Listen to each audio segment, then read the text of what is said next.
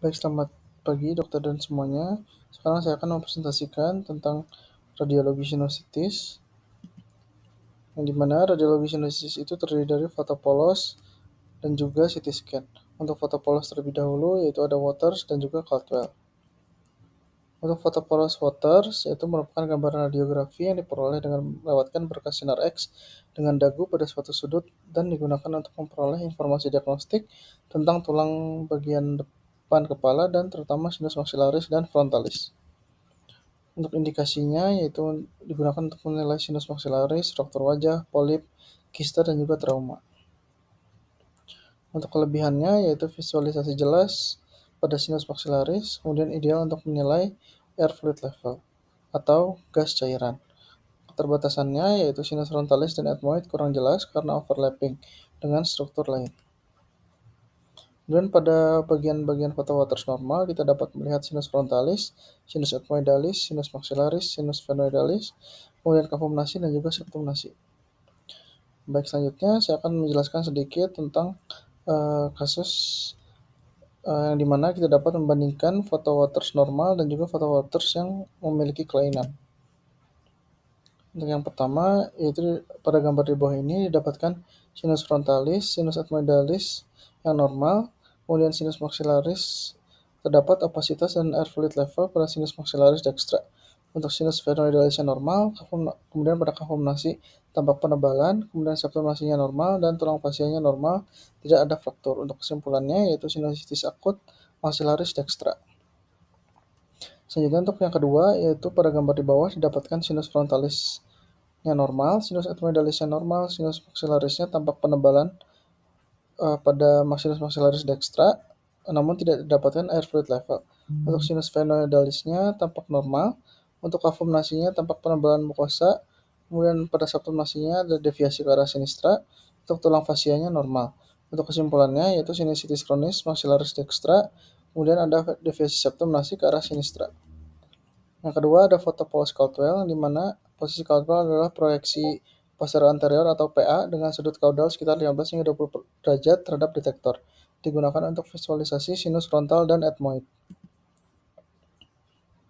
Berikut untuk foto Caldwell normal, kita dapat melihat sinus frontalis, kemudian sinus ethmoidalis, sinus maxillaris, dan juga mastoid air cells. Untuk indikasi dilakukan foto Caldwell yaitu untuk menilai sinus frontalis dan ethmoid dalam kasus sinusitis, polip, kista, serta kelainan tulang seperti fraktur atau tumor. Untuk kelebihan dan keterbatasannya yaitu dari kelebihannya terlebih dahulu dapat memvisualisasi dengan jelas sinus frontal dan ethmoid serta ideal untuk menilai kelainan tulang wajah. Kemudian untuk keterbatasannya yaitu sinus maxillaris sering tertutup oleh tulang petrosum sehingga sulit untuk menilai level gas dan cairan atau air fluid level. Dan untuk temuan radiologis pada foto Caldwell yaitu terdapat penurunan kecerahan pada sinus frontal yang menunjukkan sinusitis. Kemudian adanya penebalan mukosa atau opasitas total pada sinus dapat mengindikasikan sinusitis akut atau kronik. Kemudian untuk CT scan paranasalis, ini merupakan gold standar yang menggambarkan inflamasi pada sinus dan mengevaluasi kelainan lain seperti abnormalitas mukosa, obstruksi sinus, dan juga polip. Kemudian dapat juga menggambarkan kelainan pada soft tissue dengan baik seperti fluid level, kemudian massa, dan rongga hidung. Kemudian dapat juga menggambarkan kelainan yang meluas di luar batang tulang sinus seperti adanya jaringan lunak preorbita, kemudian otak, dan fossa intratemporal.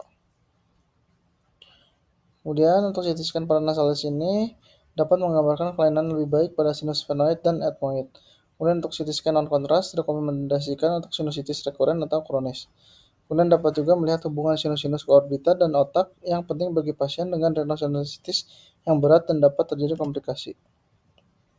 Untuk temuan radiologisnya yaitu ada didapatkan air fluid level, penebalan mukosa, sklerotik, kemudian penebalan tulang pada dinding sinus adalah karakteristik sinusitis kronik.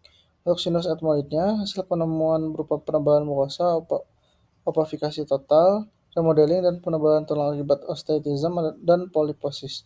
Kemudian gambaran opak dengan hiperdensitas inhomogen itu menandakan adanya mukus yang tebal sebagai ciri sinusitis jamur alergi. Untuk potongan aksial, ini posisi pasiennya supine dengan kedua lengan di samping tubuh. kemudian kaki lurus ke bawah dan kepala berada di atas headrest. Kemudian untuk gambar CT scan-nya dapat dilihat, yaitu kita dapat melihat adanya maxillaris sinus, zygoma, maxilla, inferior nasal concha, dan juga nasal septum. Untuk potongan koronal, di mana posisi pasien berbaring prone, di mana kepala digerakkan ke belakang atau hiperekstensi, kemudian gantry atau alat CT scan sejajar tulang wajah. Kemudian pada fotonya kita dapat melihat ada median nasal concha, sinus sphenoid, superior orbita fissure, dan foramen rotundum. Kemudian untuk potongan sagittal, nah untuk di potongan sagittal ini kita dapat melihat gambaran sinus frontalis, kemudian rongga hidung atau nasal cavity, kemudian sinus ethmoid, sinus sphenoid, kemudian dapat juga kita melihat langit-langit mulut, pangkal tengkorak, dan juga septum nasi.